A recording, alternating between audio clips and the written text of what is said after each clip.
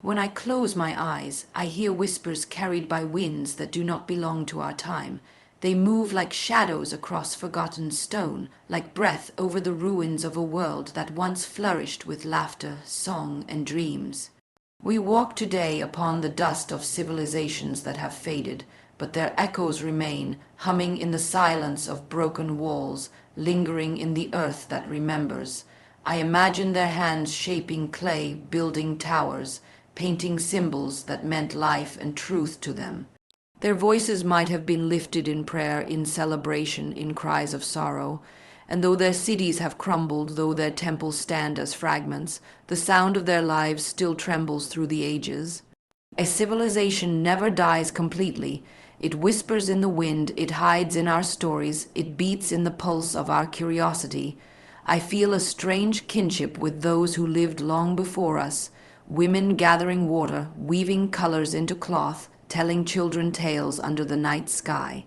Men and women gazing at the same stars I gaze upon, perhaps asking the same questions. Who are we? Why are we here? Where do we go when the flame of our days burns out? The echo of their questions meets mine, and in that meeting I hear the voice of continuity. There is beauty in what has been lost, because it teaches us the fragility of our own moment. What we build, no matter how grand, may someday be swallowed by time. And yet, the heart of our existence leaves traces, songs that can still be felt, wisdom that can still be found, emotions carved into the fabric of humanity. Sometimes I walk among ruins in my mind, brushing my fingers across walls that once held warmth, imagining footsteps in corridors now silent. I can almost hear laughter carried through an open courtyard, smell bread baking, see flames dancing in the hearth of a family long forgotten. And though centuries divide us, there is a tenderness in the thought that our lives are connected, like distant notes of the same song. Echoes remind us that time is both a destroyer and a preserver. It erases the body but protects the spirit, and when we listen carefully, we learn that what was once lost still speaks. The ruins tell us stories not in words but in silence, not in books but in stones, not in faces but in feelings. And when I hear those echoes, I do not feel alone. I feel part of a vast, unending story. When I stand in silence and let my thoughts drift into the vastness of time, I begin to feel the faintest tremors of voices that once filled the air. These are not the voices of people I know, not the voices of anyone whose names are recorded in books or etched into memory, but rather the lingering breath of a people who lived and dreamed and loved before us. Their words have dissolved into dust, their faces faded like mist under a rising sun, and yet their presence remains, echoing faintly in the ruins they left behind. Every stone, every broken archway, every forgotten fragment carries within it the vibration of life that once pulsed through a thriving civilization. Though centuries have swallowed their language, though time has erased their footsteps from the soil, the essence of their being refuses to vanish. It lingers like an echo in the heart of the earth, reminding us that nothing human is ever truly lost. I imagine them standing beneath skies as wide as ours, looking to the horizon with the same wonder, the same longing to reach beyond what is known. The wind that moves across ancient ruins today is the same wind that once touched their hair and cooled their skin. That wind carries fragments of their songs, fragments of their prayers, fragments of their laughter, and even fragments of their sorrows. A civilization never disappears completely, for it imprints itself on the world around it. The stones remember the weight of their hands, the soil remembers the rhythm of their steps, and the air remembers the sound of their voices. What we call ruins are not dead remains, but living echoes. Resonating softly through the corridors of time. In those echoes, I hear the lives of women gathering by riversides, their hands shaping clay pots, their voices mingling in quiet conversation. I hear children's laughter as they run across courtyards that now lie silent and broken. I hear footsteps on stairways carved with patience, footsteps that once carried the burdens of survival and the joys of everyday life. Though the structures stand shattered, their energy has not been erased. It has only transformed into whispers, whispers that call to those who are willing to listen. When I walk among old stones or imagine the city that once stood tall and proud, I do not feel only the emptiness of what has fallen. I feel the pulse of continuity, the truth that human life never ceases entirely but transforms into echoes that ripple forward. Perhaps that is why ruins inspire both awe and sorrow. They remind us that greatness, no matter how dazzling, can be undone by the slow patience of time. Yet they also remind us that even after the walls crumble, something of the people remains. A song sung by a mother to her child can echo for centuries in the warmth of another mother's song. A prayer whispered in hope can echo in the silent yearning of another heart. A dream carved in stone can echo in the ambitions we hold today. Nothing fades completely, for human existence is etched not just in matter, but in memory carried by the universe itself.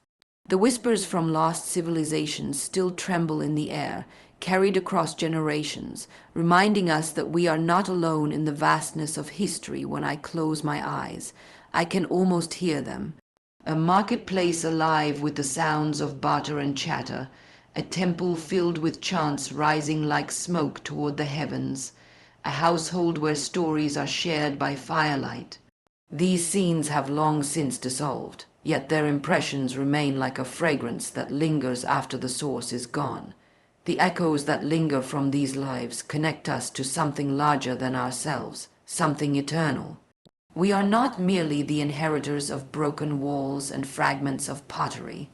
We are the inheritors of echoes that shape our imagination, guide our understanding, and remind us of the resilience of the human spirit. Every time I hear those echoes, I realize that civilizations never vanish completely.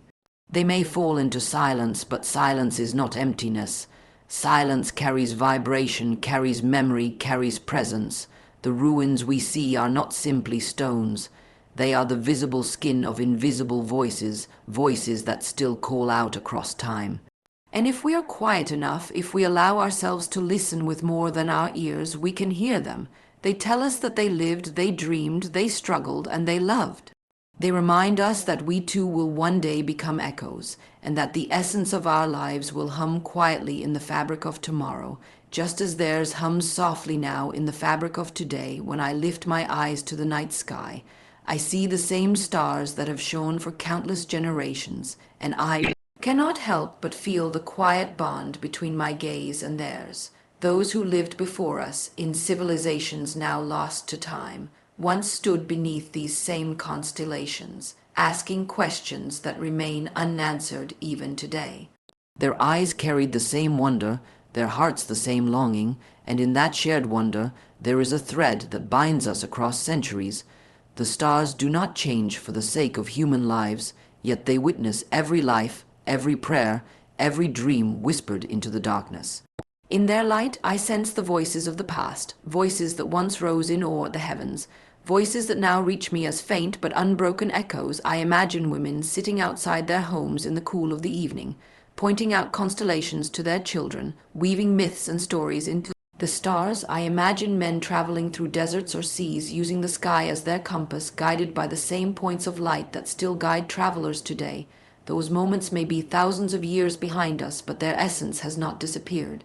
We too tell stories beneath the stars. We too dream of distant worlds. We too let our hearts ache with questions of belonging.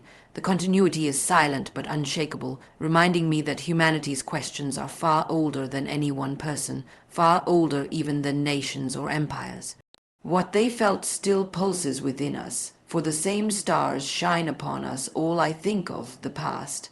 I do not see it as a closed chapter, but as a river flowing into the present. Civilizations may collapse, their temples may turn to ruins, their names may fade from memory, but the essence of their curiosity, their yearning, their hunger for meaning continues to ripple forward. I imagine philosophers in forgotten cities standing on rooftops, staring into the night sky, pondering the same mysteries that I ponder today. I imagine children with eyes wide and bright, asking why the stars glow, why the moon changes its shape, why the heavens stretch endlessly above. Those questions have never stopped echoing. They are alive in us, whispered in classrooms, written in journals, carried in hushed conversations that stretch late into the night.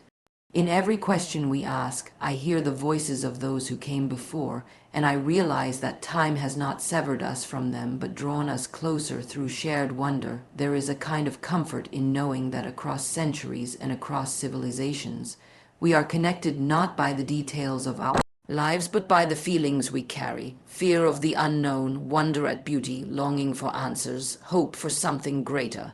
These are the quiet rhythms that beat in every heart, no matter when or where it lived. When I feel small beneath the immensity of the stars, I know they felt it too.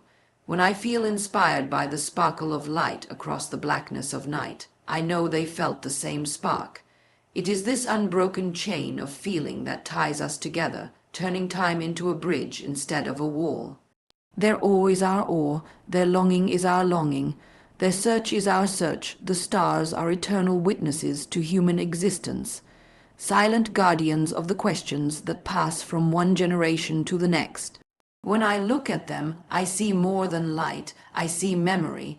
I see the flicker of torches carried by travelers long gone, the quiet prayers whispered in sacred places now in ruins, the songs sung to children who never knew the future that awaited them. In the reflection of starlight, I see their eyes gazing back at me. They do not speak, but their silence is not empty. Their silence carries weight, the weight of connection, the weight of belonging. In that silence, I feel the echo of civilizations lost and found, an echo that hums gently in the rhythm of the night. It is this echo that teaches me that time is not a straight line, but a circle. What was once asked is still being asked. What was once dreamed is still being dreamed. What was once felt is still being felt. Civilizations rise and fall, but the human spirit does not vanish. It carries itself forward in echoes, soft but unbroken, weaving together past and present beneath the watchful gaze of the same eternal stars. What has been lost carries a beauty that is not diminished by its absence. For within every fragment of ruin and every silence left by forgotten voices lies a reminder of both fragility and endurance. When I think of civilizations that have fallen into dust, I do not only see what has crumbled, but also what endures beyond the reach of time. Their monuments may collapse, their languages may fade, their names may slip beyond memory, yet the essence of their humanity remains, like a faint perfume lingering in the air long after its source is gone. It is this paradox of loss and endurance that gives beauty to what has been lost, teaching us that everything fragile also carries within it a form of permanence. The fragility of life is undeniable, and civilizations, no matter how grand, are subject to the same truth. Walls that once towered above the earth are now broken stones scattered in fields. Statues once admired have become faceless fragments, their details erased by wind and rain. Languages once spoken with pride are reduced to inscriptions no one can fully understand. These images remind me that even the strongest works of human hands cannot escape time, and yet, in their very decay, they endure. A ruined temple still speaks of devotion, even when its roof has fallen. A broken amphitheater still carries the memory of voices raised in song and performance. A faded carving still whispers of stories once told with passion. In this way, what is fragile also becomes timeless. Surviving not in its original form, but in the echo of its existence, there is a quiet beauty in standing before something that has fallen and knowing that it once stood. That awareness awakens humility, for it reveals how fleeting our own creations may be. But it also awakens reverence, for it shows how deeply human beings have always strived to leave a mark. A crumbled wall does not only tell the story of collapse, it also tells the story of creation, of effort, of vision, of people who believed in something worth building. Even in their absence, they remain present because their actions left traces that cannot be erased completely. These traces are delicate, but they are also enduring, carrying the weight of centuries with a quiet grace. When I think about fragility, I think of the lives behind the ruins, the families who gathered in courtyards, the children who played on sunlit steps, the women who sang while weaving, the men who worked with tools shaped by their hands. Their lives were as fragile as ours, filled with joy and sorrow, with hope and fear, and yet, through the ruins, their essence has endured. We may not know their names, but we know their humanity, because it speaks through the echoes they left behind. A chipped bowl can tell of nourishment shared, a worn path can tell of journeys taken, a fragment of song preserved in memory can tell of hearts that longed just as ours do. Fragility becomes endurance because the simplest traces carry the strongest truths. Endurance is not about resisting the passage of time unchanged. It is about transforming through it. A civilization endures not because its walls remain standing, but because its spirit continues to resonate.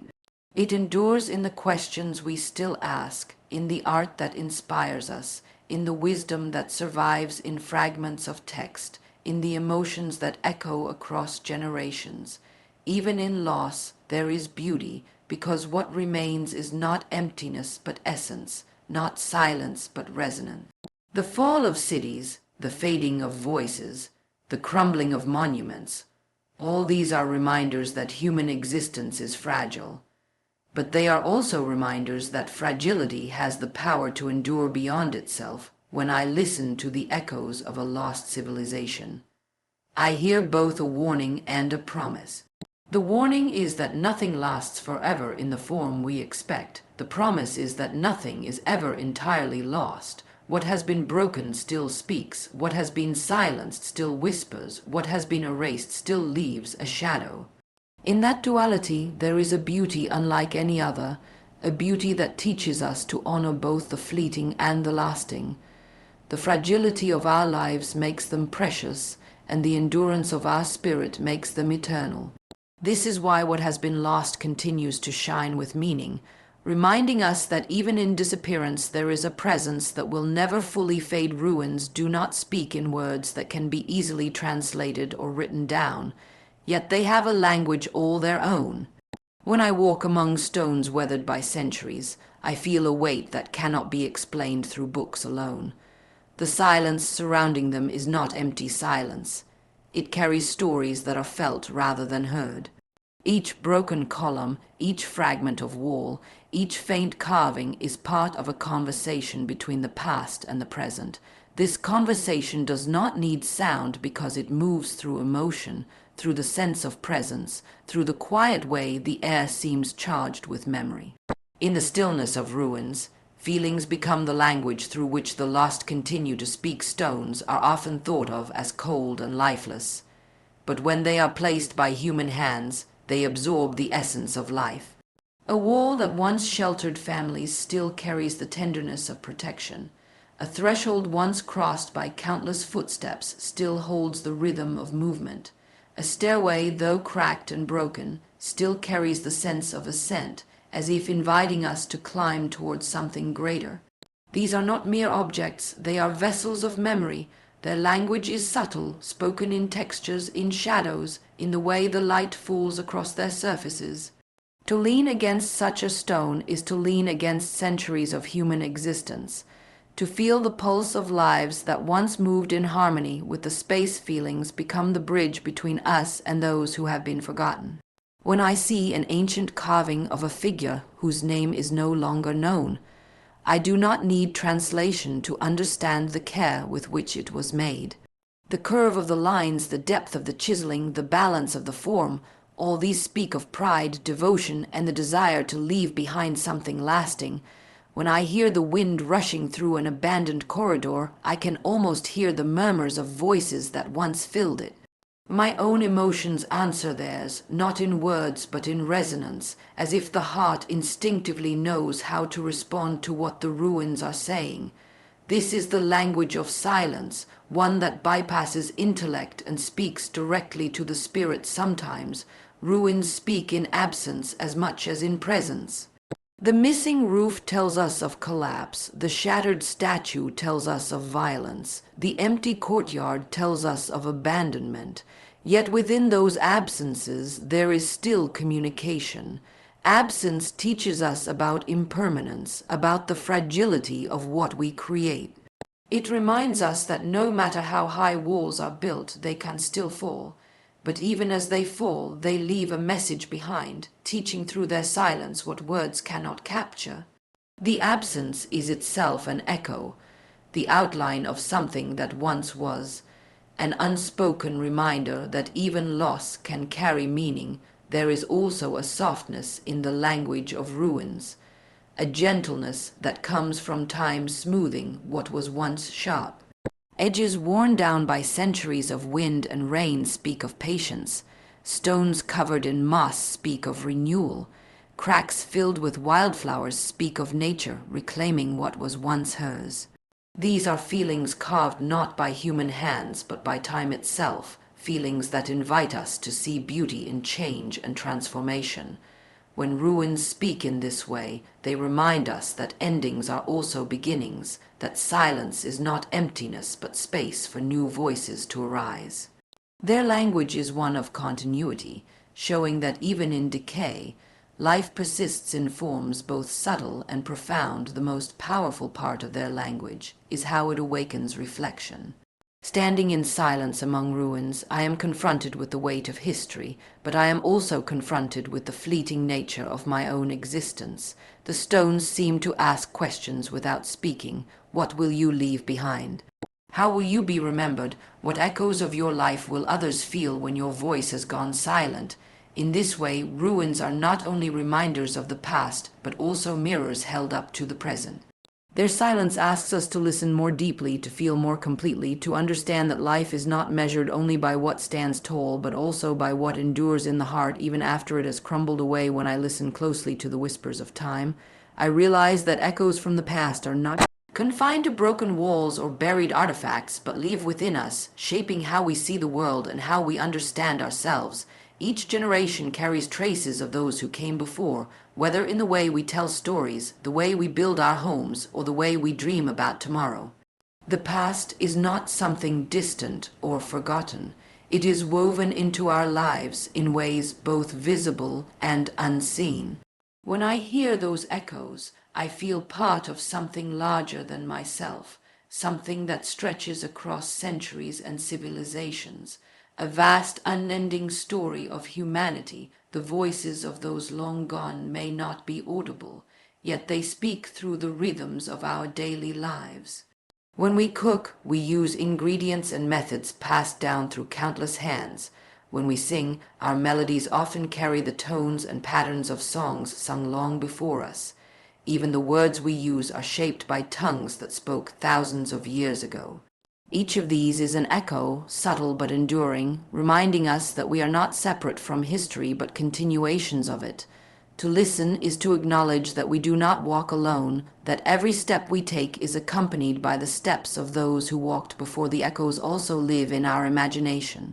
When I hear a story of a lost city, of temples swallowed by sand, or of roads that once connected empires now vanished, I feel a stirring inside me that is more than curiosity. It is recognition, as if some part of me remembers what my conscious mind cannot. This is the echo of shared humanity, the quiet knowledge that the joys and struggles of others still belong to us in some way. Their dreams did not vanish with their fall. They flow into ours, shaping the ambitions and fears we carry today. In this sense, echoes are not only memories but also seeds, planting in us the same desire to create, to explore, to endure. There is a tenderness in realizing that we are bound together with people we will never meet. A woman thousands of years ago may have stood in her doorway at dusk, watching the horizon as I do, wondering about what lay beyond. A child may have traced patterns in the dust with their finger, not knowing that such simple acts would one day connect to the simple acts of children today. A community may have gathered to share food, laughter, and warmth, their voices rising into the night sky, their echoes carried onward by the very air I breathe. In all of these, I find pieces of myself reflected, proof that human life is not a collection of separate stories, but one continuous tale told in many voices. The echoes of the past also remind me that time is not only about endings, but about continuation. Civilizations may collapse, but their wisdom is carried forward in fragments. Their art inspires new art. Their questions spark new questions. Even ruins, though silent, ignite the imagination of those who encounter them, ensuring that the essence of what once was continues to live in fresh hearts and minds. This is how the story of humanity unfolds, not in isolation but in continuity, not in silence but in echoes that bridge the distance between then and now. Each of us becomes part of that bridge, carrying forward the voices of the past while adding our own. When I hear these echoes, I am reminded that life is not meant to be lived as though we are alone at the center of time. We are threads in a fabric that has been woven through centuries, and every thread, no matter how small, strengthens the whole. The ruins we see, the stories we tell, the traditions we practice, these are not fragments of something finished, but living reminders that the human story is still unfolding. To hear the echoes of lost civilizations is to recognize that our own voices will one day become echoes too, joining the unbroken chorus that continues to sing through time.